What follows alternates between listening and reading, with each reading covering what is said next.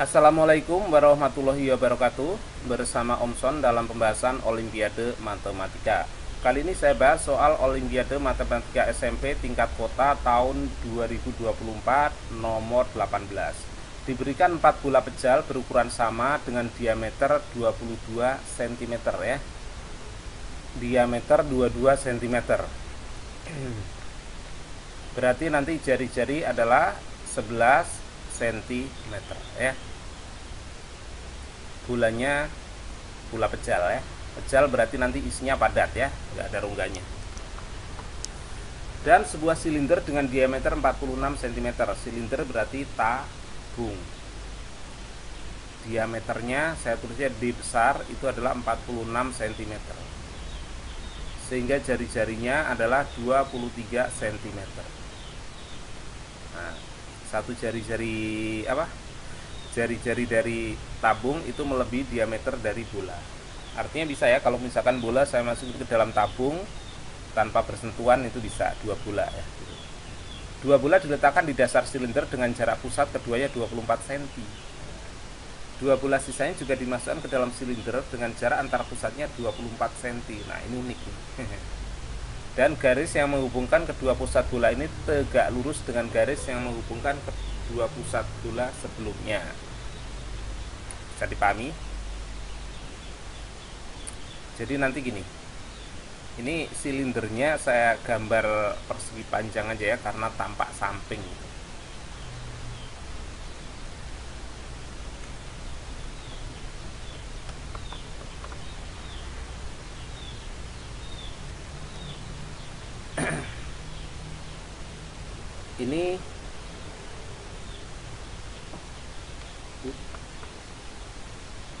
Ini bolanya saya bikin mepet gini ya, kemungkinan akan tepat.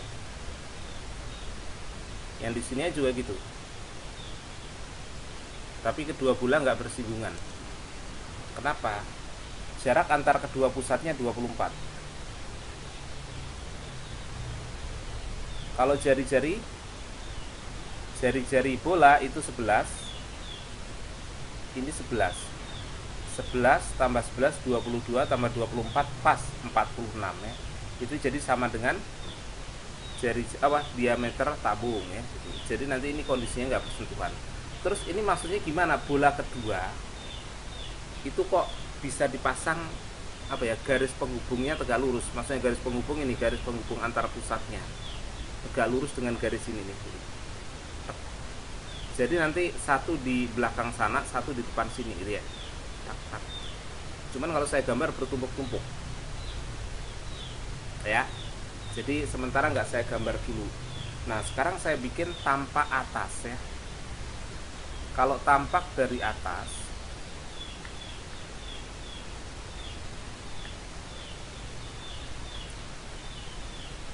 maka nanti akan terkondisi seperti ini.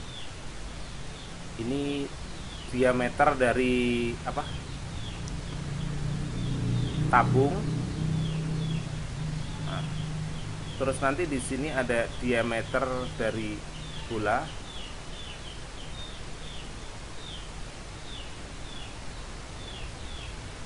Nah, tegak lurusnya itu tampak dari atas. Nah, di sini pun nanti akan ada bola. Di sini pun akan ada bola ya. Jadi garis penghubung antar pusat ini saling tegak lurus. Nah, ini dan ini. Dengan posisi misalkan ini bola yang ini ada di posisi bawah.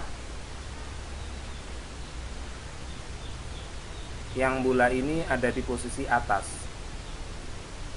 Gitu ya, di atasnya bola ini gitu ya.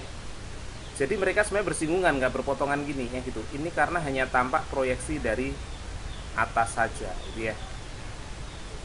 Tampak proyeksi atas saja. Sebenarnya biar jelas sih mana yang atas bawah, ini saya gambar hijau. Kenapa kalau saya gambar gini kok jelas? Karena ya yang bawahnya kan kelihatan jadi ditumpuk, nggak kelihatan ya, biar lebih terkesan ini di atas. Ini pinter-pinter yang gambar dan pinter-pinternya membayangkan karena bentuknya dimensi 3 ya. Nah, sekarang yang lebih penting lagi, kita mesti tahu ini nih.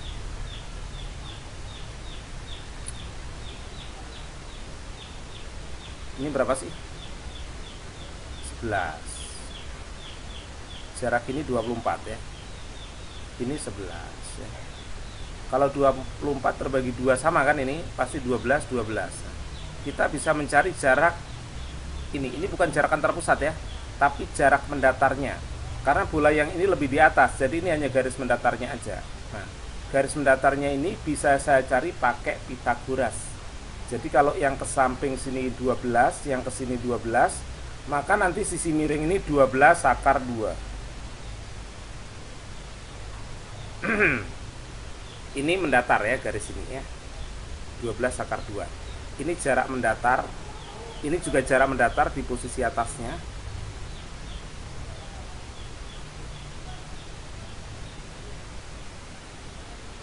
Dua 12 akar 2. Nah berarti nanti gini ya, kalau misalkan saya bikin antara bola yang ini, yang hijau dan yang kuning,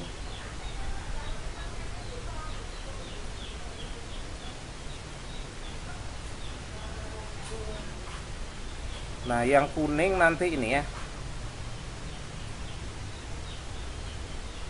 mereka bersinggungan. Nah terus jarak mendatar, ini jarak antar pusat mendatar, maksudnya jarak antar pusat diproyeksikan ke garis mendatar, nanti akan jadi yang ini nih. Tak, inilah yang 12 akar 2. Nah sekarang yang ininya, ini kan jarak antar pusat, karena mereka berdua bersinggungan, jadi antara yang hijau dengan yang kuning ini bersinggungan. Karena bersinggungan, maka panjang ini ke sini itu adalah 2 kali jari-jari ya, yaitu nanti 22 ya.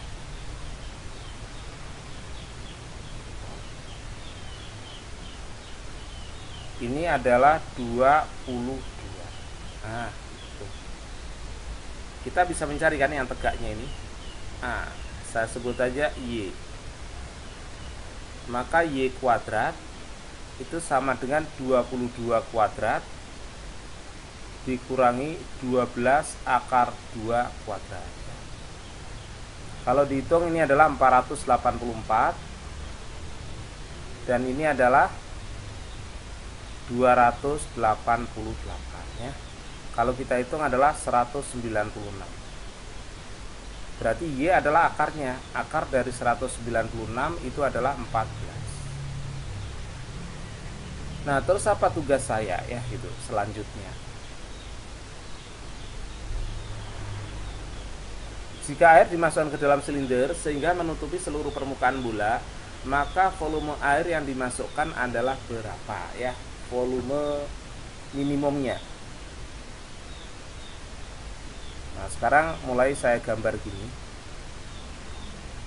tampak samping kayak tadi.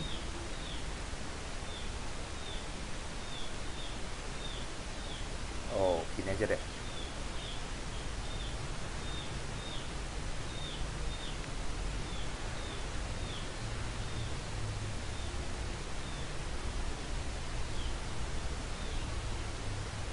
Itu jadi nanti ini yang kuning itu bola agak di bawah, itu aja sesuai yang tadi itu. Terus ada yang hijau posisinya agak di atas ya. Sekali lagi kalau saya lihat tampak samping ya boleh aja sih kelihatan berimpit gitu.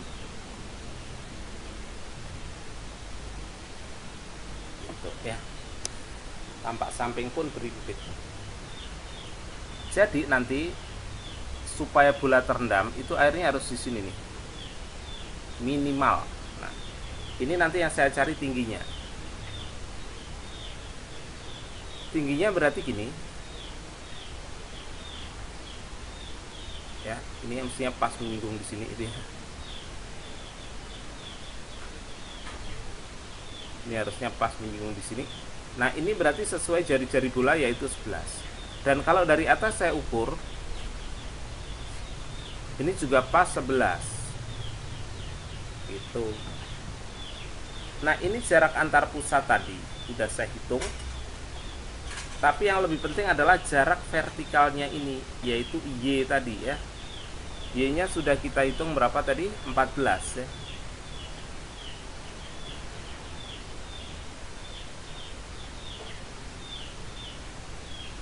ini ya. Jadi yang vertikal ini Y-nya 14 ya gitu. Jarak miring itu 22, yang ke bawah 14 ya.